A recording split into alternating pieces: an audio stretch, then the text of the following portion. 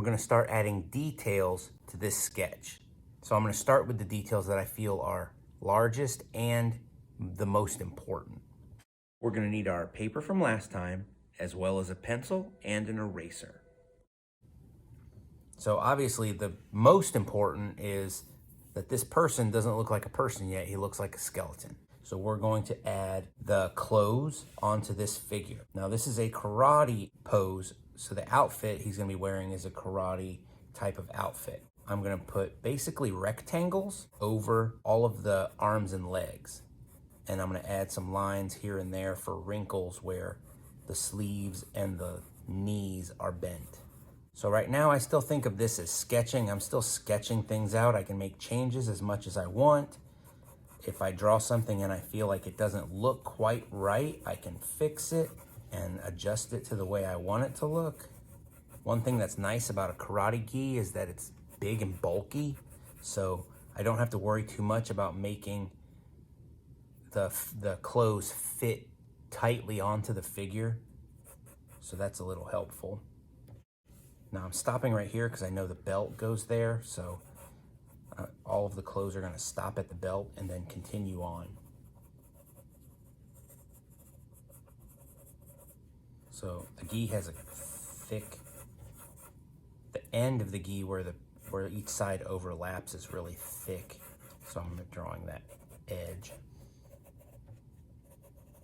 I'm also going to add the head in there. And while I'm adding the head, I'm going to add some guidelines for where the face goes. So this line represents the eye line. This line represents the middle of the head, so the nose is going to be on that line. Just so you can see that the head is basically looking in this direction, to the right. All right, this shoulder is going to be super bulky right there because a lot of the material is bunched up.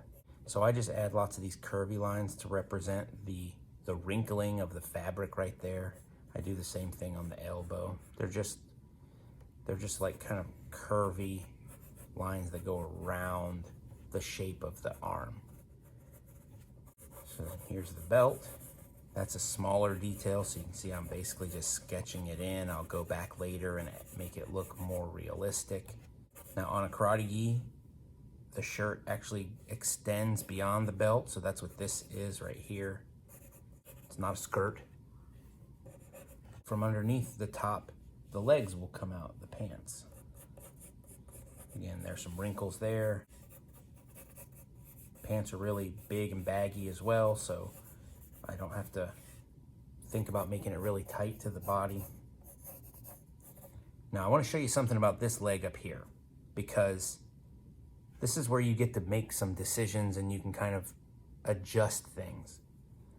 When I'm drawing the pants around this bone, I could put the bone in the middle, but I could also put the bone on the bottom or on the top. So you can see if I drew the leg right here, that looks way too high. It's not matching up with everything else. So what I want to do is move it closer, move the bone closer to the top, and then just adjust everything to match that. So that's one way that you can make adjustments if it doesn't look quite right. You've got a lot of wiggle room with that bone. The clothes and the leg could actually be higher or lower depending on what you need.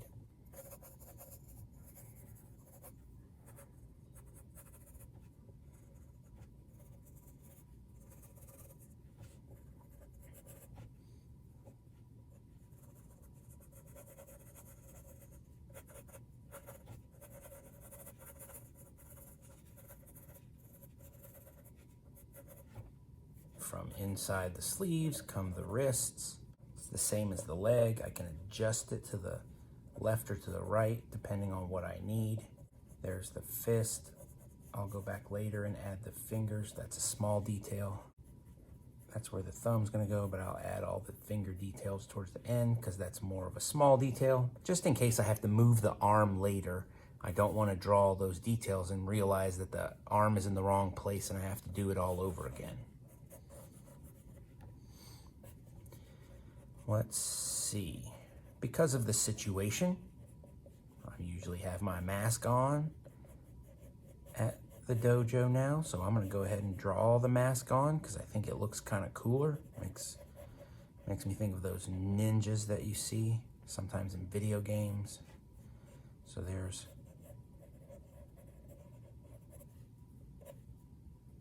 my mask. You can see I'm still adjusting things as I keep adding more details. I adjust the new details to the old details, and sometimes I adjust the old details to match the new details. I also have to wear my glasses so I can see what I'm doing, which is cool because it makes it even add more to that. That just looks really cool.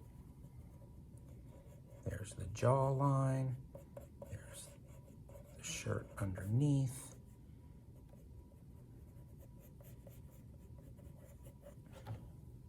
There's my shaved head.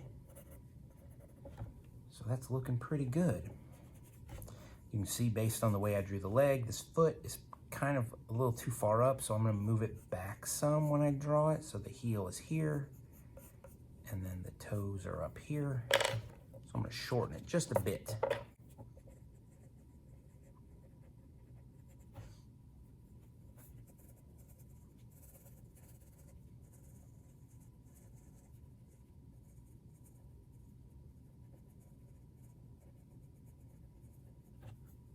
And there's that foot. All right, I'm also gonna add the major details in the background. So there's the floor. The floor is divided up into mats, like into squares. So I am gonna also give the impression of some of those edges of the squares. It'll make the floor look a little bit more interesting. So see, we've got this square floor now. And then I got the wall. Here are the windows. All right, so those are the basics. I'm gonna keep going, smaller details and smaller and smaller. Using the ruler to draw the lines for the floor and the wall helped a lot because those parts of the picture are meant to be very precise. By using the ruler, it made them look a lot more realistic immediately.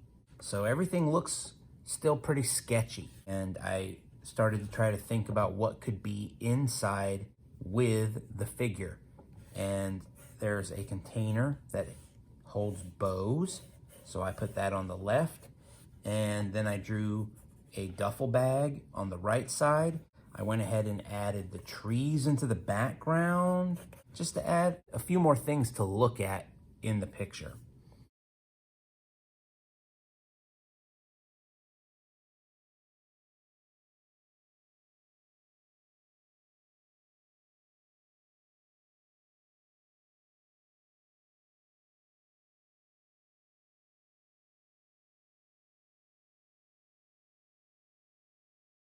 And now, with all the drawing complete, we can finish it off by adding some colors. See you next time. Bye.